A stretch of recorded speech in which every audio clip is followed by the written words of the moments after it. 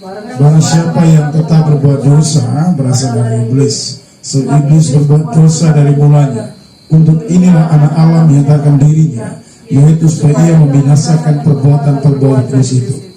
Setiap orang yang lahir dari Allah tidak berbuat dosa lagi, sempurna ilahi tetap ada di dalam dia, dan ia tidak dapat berbuat dosa karena ia lahir dari Allah. Inilah tandanya anak-anak Allah dan anak-anak iblis. Setiap orang yang tidak berbuat kebenaran tidak berasal dari Allah. Demikian juga barang siapa yang tidak mengasihi saudaranya, ya. Barang siapa yang tetap berbuat dosa. Jadi ada satu kata yang kita lihat dalam ayat yang ke-8 bilang apa? Tetap berbuat dosa. Kata tetap berarti tidak berubah atau tidak ada namanya pertobatan, ya. Lahir baru itu kan sekali, ya. Orang lahir itu sekali, ya. Haleluya. Tetapi saudara perhatikan kembali, pertobatan menyangkal diri itu setiap hari. Dan kata menyangkal diri berarti berusaha melawan diri sendiri. Salah satu kemarin kita Yakobus dalam pelajaran kita melawan emosi amarah dan mampu melawan yang namanya saudara dosa dalam pikiran, termasuk dosa dalam kata-kata. Itu menunjukkan penyangkalan diri. Kitab ini mengajar kita sudah bagaimana mengenal status diri, mengenal jati diri. Ada dua hal yang dibuat oleh iblis. Saya melihat kalau mulai dari perjanjian lama sampai perjanjian baru, ya. Metode setan ada dua, adalah bagaimana engkau dan saya meragukan status diri bahwa engkau anak Allah atau tidak. Yang kedua, iblis berusaha membuat buyar atau meragukan Anda, engkau disertai Tuhan atau tidak. Iblis seringkali memakai kondisi, memakai situasi untuk meragukan kita, ya. Tetapi saat kitab Yohanes sudah menjelaskan, dia tidak mengangkat sebuah situasi, sebuah kondisi untuk meyakinkan kita anak Allah apa enggak. Tapi dia memberikan tanda secara spiritual bahwa kita anak Allah atau tidak. Ya, kadang-kadang kan orang di saat krisis, di saat sakit, dia berkata, jangan-jangan Tuhan tidak sertai saya. Ya, di saat doanya belum terjawab, jangan-jangan Tuhan ini mengasihi saya apa tidak. Ya, jadi saudara, seringkali iblis akan memanfaatkan situasi, memakai situasi, meragukan jati diri kita, anak Allah apa enggak. Ya, saudara, mau keadaan kita berubah apa enggak, atau doa kita terjawab atau belum, saudara, itu tidak akan mengubah status Anda bahwa kita ini tetap anak Allah. Haleluya. Tidak akan mengubah. Sekalipun iblis berusaha dalam Matius pasal 4 menggoda Yesus, berkata apa? Jika engkau anak Allah, seandainya engkau anak Allah, ubah batu jadi roti. Artinya apa? Kalau kau tidak sanggup mengubah batu jadi roti, itu berarti apa? Engkau bukan anak Allah. Iblis berusaha membuat Kristus, saudara, meragukan jati dirinya di anak Allah apa enggak. Saudara, mau Yesus ubah batu jadi roti atau tidak, saudara, tidak akan mengubah jati dirinya. Dia tetap adalah anak Allah. Haleluya.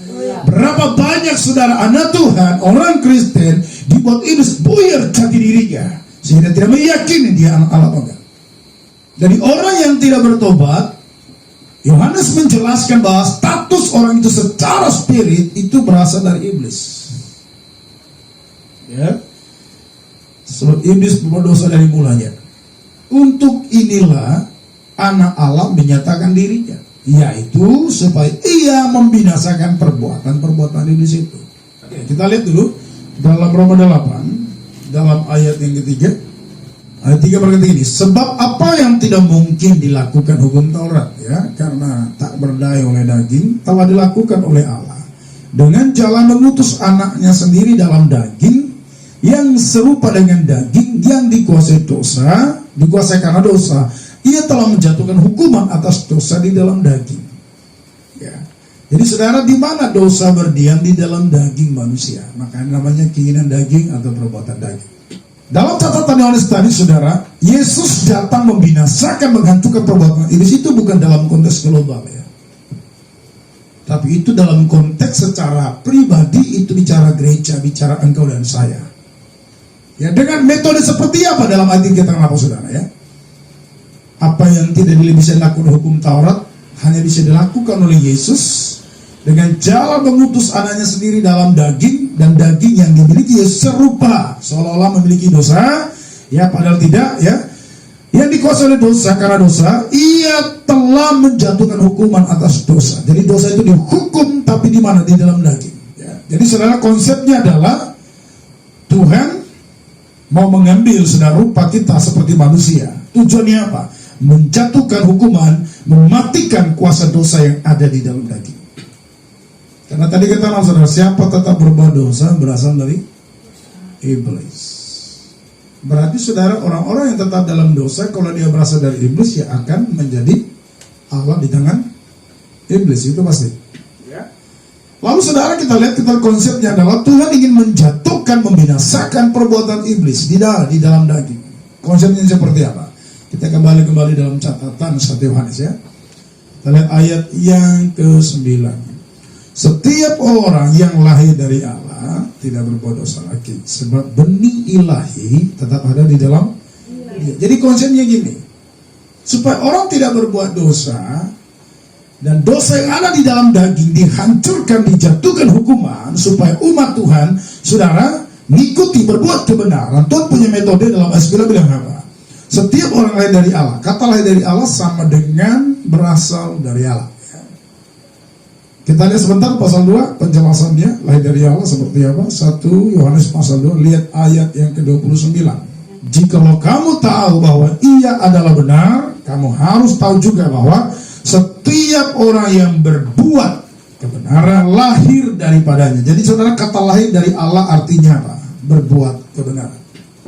Jadi saudara, dalam pasal ini Yohanes tidak sekadar menjelaskan tentang lahir dari Allah atau lahir baru, tetapi dia menjelaskan bahwa orang yang lahir dari Allah itu, saudara, kelihatan dari mana? Ya, berbuat. Kata berbuat berarti bicara tentang tindakan. Orang yang dewasa cara berpikir, dewasa dalam menguasai lidah dan perasaan, itu adalah contohnya Ayub. Tuhan yang memberi, Tuhan mengambil. Terpujilah Tuhan. Perhatikan, hatinya luar biasa. Saya yakin saudara, saya tidak bisa gambarkan seperti apa hati seorang ayah di satu hari, saudara, anaknya 10 orang tewas sekaligus.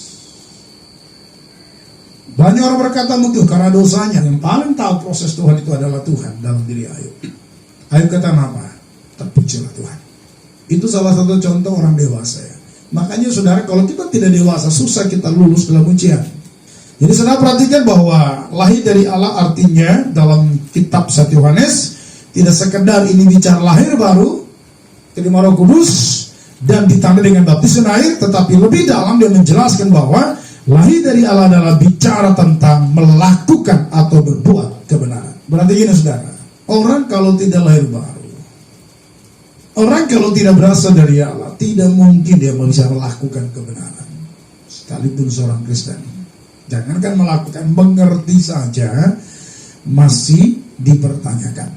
Ya, jadi konteks pasal 1 dalam kitab Yohanes, saudara, dia tidak sekali lagi bicara hanya sekadar lahir baru di awal, tapi dia berbicara tentang tindakan dari orang-orang yang sudah lahir baru adalah dalam perbuatan. Salah satu penjelasan dia tadi, ya, barang siapa tetap berbuat dosa berasal dari iblis. Iblis berbuat dosa dari mulanya. Untuk inilah anak Allah menyatakan dirinya, yaitu supaya membinasakan perbuatan-perbuatan iblis. Di mana perbuatan iblis? Ya kan dalam sifat kita. Perbuatan setan sudah ada di dalam daging kita. Karena Adam dan Hawa memakan buah yang sama. Buah yang memberi pengetahuan yang baik dan jahat. Jadi dalam diri manusia ada dua sisi ini. Di sisi gelap, sisi terang. Ada sisi kejahatan, ada sisi kebaikan. Jadi Tuhan menciptakan manusia dengan free will, kehendak bebas. Dia mau milih mana? Terang atau gelap, baik atau benar, saudara, ya, taat atau tidak. Ternyata iblis telah berhasil menanam benih dosa, ya, di dalam daging manusia. Makanya saudara, setelah Anda bertobat kan nggak langsung bebas kan, betul nggak? Bergumul, berjuang loh kita untuk melawan dosa yang sudah pernah ditaruh di tangan setan dalam daging. Memang tadi saudara penjelasan ayat 9 kita lihat. Setiap orang lahir dari Allah. Lahir dari Allah, konteksnya bukan bicara hanya lahir baru, ya, tapi penekanannya adalah setiap orang yang lahir dari Allah. Artinya setiap orang yang berasal dari Allah. Penjelasan tadi ayat yang ke-28 pasal 2, setiap orang yang berbuat kebenaran, melakukan firman Allah, ya, dikatakan apa? Tidak berbuat dosa lagi. Ada alasannya loh, sebab benih ilahi tetap ada. Jadi kenapa kita bisa buat dosa ulang-ulang? Jawabannya apa? Karena benih ilahi belum tetap. Kalau benih ilahinya saudara tidak tetap, berarti dipastikan benih itu belum tertanam. Kitab Yakobus menjelaskan kemarin kita belajar bahwa terimalah firman itu dengan hati yang lemah lembut sampai tertanam. Kalau sudah tertanam kan dia menetap. Dia menggunakan istilah pertanian loh. Kalau benih itu sudah tertanam di dalam tanah, dipastikan akan bertumbuh. Pertanyaan gini, ya, Alkitab bilang tadi apa saudara, ya? Sebab benih lain tetap ada. Ya, kalau nama bicara benih, berarti kan ada yang menabur. Benih itu tidak akan tumbuh dengan sendirinya, maksudnya benih yang baik, pasti ada yang ngelola. Kalau orang tidak tanam jagung, saya tanya di ladang gitu ya, bisa nggak tumbuh jagung di ladang? Tanpa ditabur gitu, gimana pemikiran saudara? Bisa tumbuh jagung? Berarti benih yang baik itu, yang bermanfaat buat kita, harus ada ya yang menabur ya, haleluya. Tapi benih yang tidak baik seperti ilalang, rumput-rumputan, saya tanya, ada yang nanam nggak? Tidak perlu kita tanam? Tidak perlu petani saudara bawa benih benih ilalang, benih rumput turi ke ladang, karena itu akan tumbuh sendiri. Tapi supaya benih yang baik itu tumbuh, itu mesti ada yang mengusahakan. Artinya gini, kalau engkau dan saya buat jahat, tidak perlu diajarin. Dalam diri manusia sudah ada kejahatan. Dan saya gambarkan saudara, rumput itu adalah dosa yang sudah ada di dalam daging manusia. Tidak mudah untuk saudara mematikannya, butuh perjuangan. Haleluya. Saya tanya, mengampuni, berjuang nggak? Berjuang nggak kita untuk mengampuni orang ini? Tapi untuk nyakitin orang? Untuk namanya membenci kita berjuang atau apa? Lebih mudah mana saudara? Mengampuni atau membenci? Membenci tidak perlu engkau berjuang, karena ketika engkau disakiti itu pasti muncul tiba-tiba, otomatis keluar. Berarti apa? Ketika kita disakiti, benci muncul, itu berarti apa? Itu benih yang lama loh. Ibarat tadi saya bilang apa ya? Ilalang, rumput duri, itu benih lama di sebuah ladang. Lalu datanglah petani, mengelolanya, membersihkannya, lalu menanam benih yang baik yang bisa menghasilkan buat dia yang namanya jagung. Dengan benih itu tumbuh saudara, tumbuh jagung ya. Lalu petani tetap berjuang bagaimana jagung itu tumbuh dengan dibersihkan. Semakin lama benih itu tumbuh dan semakin besar jagungnya. Saya melihat saudara ya, benih yang lama tadi, rumput tadi ya, proses pertumbuhannya mulai terhambat. Kenapa? Ada benih yang baik, yang berguna ditanam di ladang itu.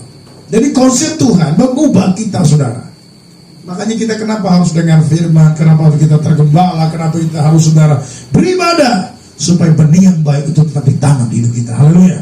Kalau benih yang jahat itu sudah terbawa dari lahir. Bahkan kita, Masmur bilang apa?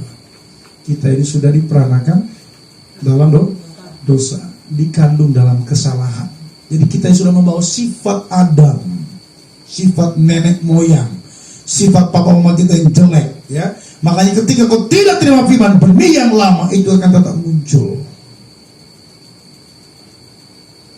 Kitab ini menjelaskan tadi apa? Setiap orang dari Allah tidak berbuat dosa. Artinya apa? Benih yang lama itu mengalami proses dalam proses kematian. Lalu dikatakan apa? Sebab benih ilahi tetap ada. Kalau benih itu sudah tidak diulang-ulang ditanam di dalam sana, kira-kira apa yang tumbuh? Rumput kan? Oke, saya tanam 3-4 bulan saya panen tuh jagung ya. Lalu saudara saya biarkan itu aja, enggak tanam lagi benih yang baik tadi. Apa yang tumbuh? Jagung atau rumput? Itu dia. Ketika kau sudah lahir baru, lalu tidak mau beribadah, lalu tidak mau tergembala, lalu tidak mau dengar firman Allah, ingat saudara, benih-benih yang lama itu pasti akan tumbuh. Tidak cukup, saudara tidak perlu nunggu lama 1 tahun, 1-2 bulan saja. Kalau petani tidak lagi mengusahakan lada yang sama dan tidak menanam benih yang baik, maka rumput turi itu bakal akan muncul dari ladang itu. Seperti itulah hati manusia. Makanya kenapa kita ibadah sekali aja sebulan, sekali setahun. Saudara, ingat loh, Tuhan sistem benih ini, ladang kalau tidak diusahakan akan tumbuh, saudara, benih yang lain, yang benih asli loh dari situ. Jadi di dalam hati manusia sudah ada namanya benih dosa. Makanya Roma 8 tadi ayat yang ketiga dia bilang apa? Untuk itu anak Allah datang untuk membinasakan dosa yang ada di dalam daging. Dengan apa dia cara membinasakan dia? Dengan benih yang baru. Firman Tuhan. Makanya setiap kita ibadah, terima benih baru, terima benih lagi, dan pastikan benih itu tetap. Haleluya. Kalau nggak tetap diladangi itu, saudara, perhatikanlah. Saya bilang tadi apa? Nggak usah dulu nunggu setahun atau 6 bulan. 1-2 bulan saja. apalagi hujan terus turun, itu cepat rumput itu naik. Pertanyaan, siapa yang nanam? Nggak ada petani yang menanam rumput. Ketika engkau dan saya tidak mau, saudara, memberi hati, ketika kita tidak mau memberi hati untuk dengar firman, agar hati kita ditanam benih lain, maka benih yang lain itu pasti akan tumbuh. Benih apa? Benih yang lama. Sifat-sifat lama kita nggak akan terkontrol. Makanya kenapa kita harus beribadah, saudara? Supaya di saat kita beribadah, kita mengalami namanya apa? Penanaman benih. Amin. Haleluya. Terus, tanah yang sama terus. Jangan biarkan, saudara, ladang itu tidak dikerjakan, tidak diolah. Dan ladang itu adalah hati kita. Saya bisa paham ya? Jadi konsep, saudara, benih baru, benih ilahi, ya, ada di hati kita. Inilah metode Tuhan untuk mematikan, saudara, sifat lama, karakter lama, dosa lama. Dan ini tidak hanya cukup 1-2 tahun, selama hidup ini harus tetap ada. Maka kita bilang tadi apa?